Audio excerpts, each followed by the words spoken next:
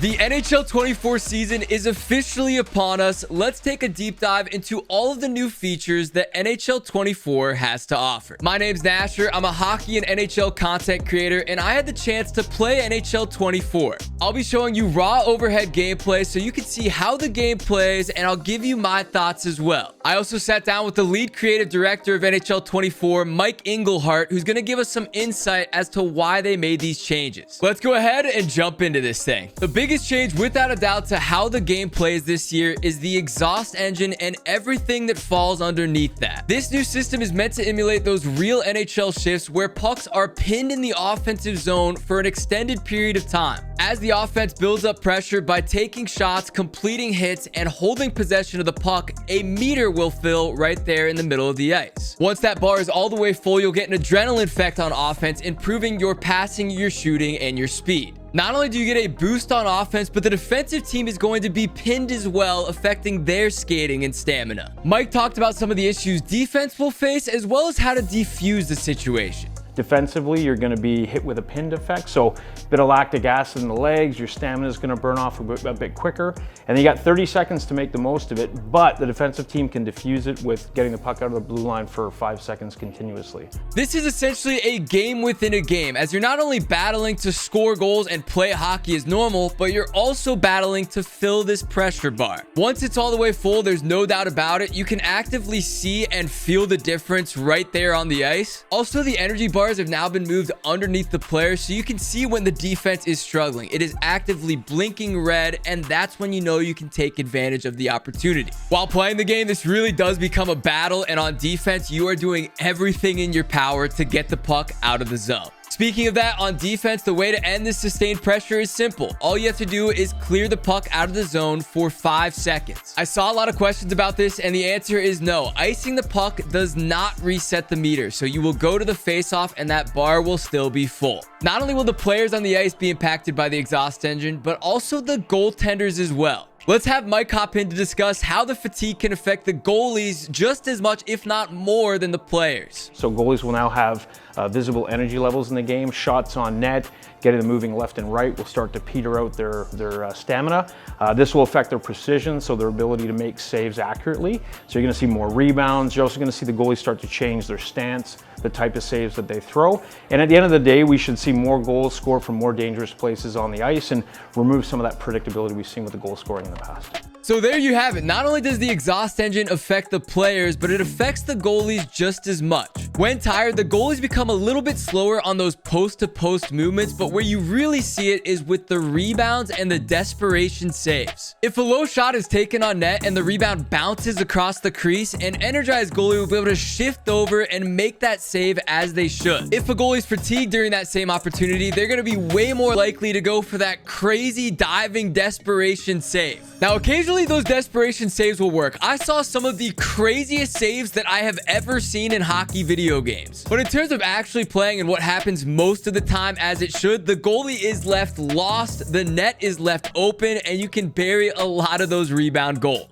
As Mike mentioned, the issue in NHL 23 was the predictability of a lot of the goals. People would wait for that picture-perfect shot, whether that be a cross crease or cutting across the net. Goals are going in a variety of different ways, and Mike's noticing that in their testing as well. But as you see the goalies start to become a bit more active and leave the net wide open, you should be incentivized to put the puck towards the net. So you don't always have to work the puck in tight. You can take shots from the point, you can work it high in the slot, and we are seeing a more balanced range of goal scoring variety.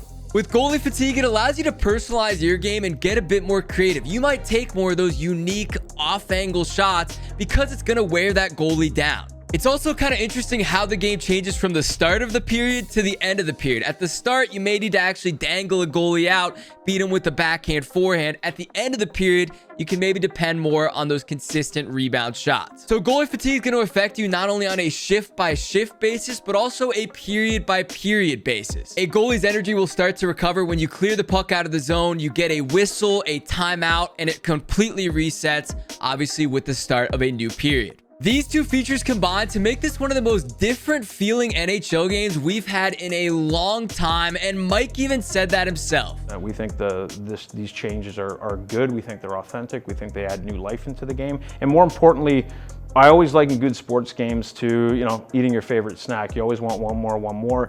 We want to get the gameplay in the series back to that, where you finish a game, maybe you got something to do, but you're like, oh, I got time to sneak in one more. That's where we want to take this product back to. So hopefully this will bring a breath of fresh air to the NHL series. Next, let's discuss the new hitting system called physics-based contact. They've essentially tweaked and reworked the controls to give you more options on how you play the body. In NHL 23, it felt like you were going for a hit and just hoping for a certain result. Sometimes you would go up, gain some speed, gain some momentum, going for that game-changing check, and all it resulted with was a slight bump. In NHL 24, this has been reworked to allow you to have complete control. If you want to go for a light bump, you'll just flick up on the analog stick. That'll give them that light shove. However, if you want to wind up that high impact check that we know and love, you'll just hold back on the analog stick to initiate it and then explode forward into those hits. Mike's adamant that these different hitting decisions will change the way that players think about the game. And I think the biggest change that's going to make a difference is the utility of hitting. So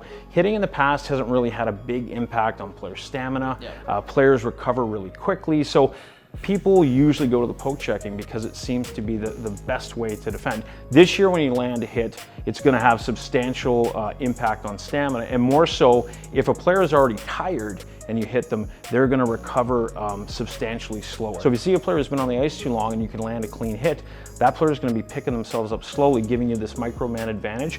Somebody's going to be open, find a guy, you got a goalie fatigue, take advantage. So now hitting adds another tactical layer into the gameplay this year. Obviously in hockey, there's a time and place for each. Not every single hit you go for, you want to be a huge hit. Sometimes you want just enough to lightly knock them off the puck. But other times you're going to want to lay that big check to take your opponent out of the play. I'll say right away, hitting definitely feels more rewarding here in NHL 24. When you actually wind up that hit and time it correctly, it just feels great. But on the opposite side, hitting is definitely more difficult, and now it is more of a skill. You have to time that hit correctly, or else you're just going to get dangled or burned to the outside. If you're showing too early that you're winding up that hit, that's going to allow your opponent to make a quick move to get around you. When you do finally connect on that big hit, it feels satisfying and you're rewarded for it as well. Your opponent's going to be slow to get up and slow to get back into the play. They added tons of different ragdoll and physics-based animations, so where you are on the ice, how the bodies impact, that's all going to change what animation you get. And the best part, you can now body people over the bench and even break the glass on very special occasions. It's sick when it happens, but also somewhat rare. We were going out of our way to try to get those hits, and it only happened once, maybe twice a game. Along with that, there's also a dedicated hip check button now, so you won't accidentally make the wrong hit at the wrong time. If somebody's burning you along the boards, hit that hip check button and they'll go flying. It sounds like success you may have had in the past is not going to work the same here in NHL 24. I think with the game in general, what players are going to have to realize is the recipe that players have been using in the past, it's not the recipe that the game is defined by now. So I think there's this gestation period where you have to get used to the new components in the game. Physics-based contact is high risk, high reward. You'll make some mistakes. It'll take some getting used to, but once you have it down, it feels really solid. And honestly, what's most important is that it just feels fun. The hitting montages are going to go crazy. Now let's talk about more of a minor feature that I think the experienced NHL players will really utilize. Vision passing is a new passing modifier that allows you to hold the pass button and icons appear above the player's head. This means that any given time on the ice, you can make a pass to any player anywhere. I found this to be particularly helpful with breakouts and stretch passes. In NHL 23, you'd send passes up the ice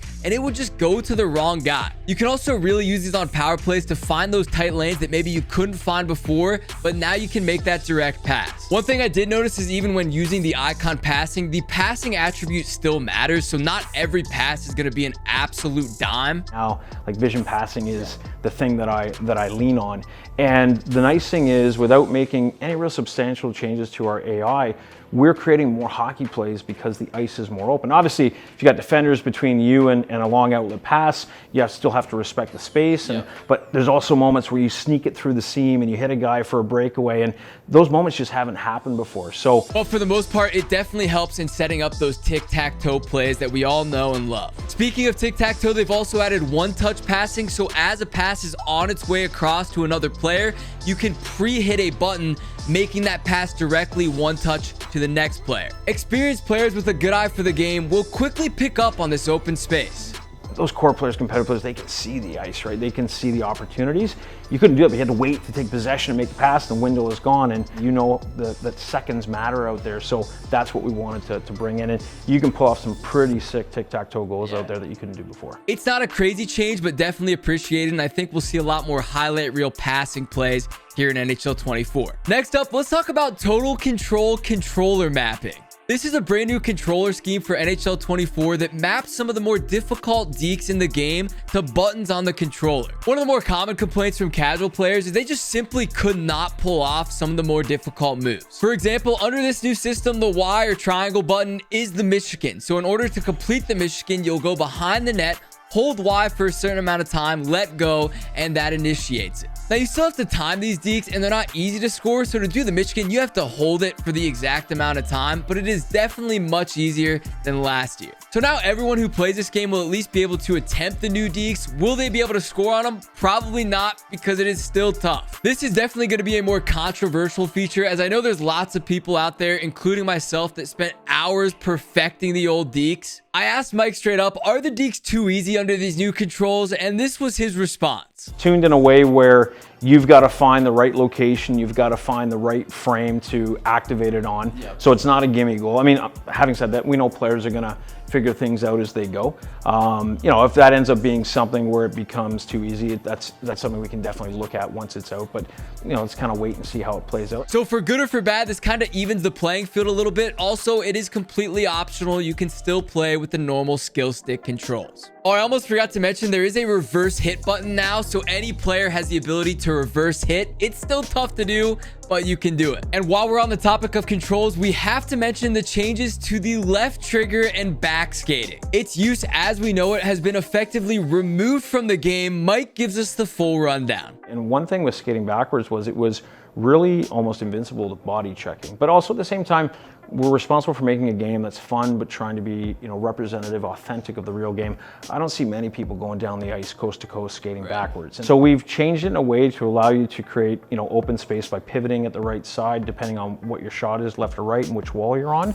But it was about pulling out an exploit, trying to get the game to be a little bit more hockey, and making sure people can't manipulate the experience and affect other people. From what I've seen, how you enter the zone and set up the offense has changed entirely. And while you still can backskate under certain situations, you definitely can't do it like you could before. And last but certainly not least, don't worry goalies, I didn't forget about you. They've added new human goalie controls that make it a bit easier to pick up a controller and play in goal for the first time. Essentially, goalies are now tethered to the net, so you can't accidentally roam away, and you can just focus on making saves. However, EA has heard your feedback regarding goalie from the community playtest, and they're looking to make this position the best that it can be. Hopefully, these new features will make goalie easier for the casual user and better for the more experienced. Don't get me wrong, goalie is still one of the most difficult positions in the game, and they've added some features for the more experienced tendies as well. The new instinct system allows experienced goalies to try to predict where they think the shooter is going to go. For example, if you're in a World of Chell game and see that their center has been sniping you glove side over and over again, you can start to predict where those shots are going. If you guess correctly, you'll get a boost and have a better shot of pulling off that save. And if you guess wrong, well, you guessed it, a better chance of it going in. By no means is it set in stone that if you make a mistake with the instinct, it will go in. This is just a game within a game, just that little extra bonus.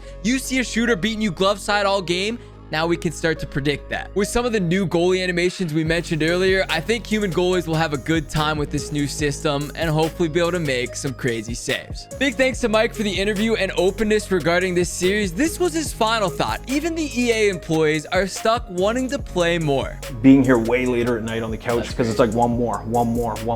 Because every game has a surprise, which is, again, real sports. That's why we watch. We go watch our favorite teams because we don't know how it's going to be written tonight. And a sports game needs to deliver on that same promise. And I think we have that this year. And that being said, I think that about sums up our NHL 24 gameplay deep dive. Overall, I think it's safe to say this is the most different NHL game that we've had in many years. I'm pumped to see how all these features and different systems come into play once we all get our hands on this game, but feel free to toss a comment down below and let me know your honest thoughts. NHL 24 is available for pre-order now. I'm Nasher, and I'll see you on the ice.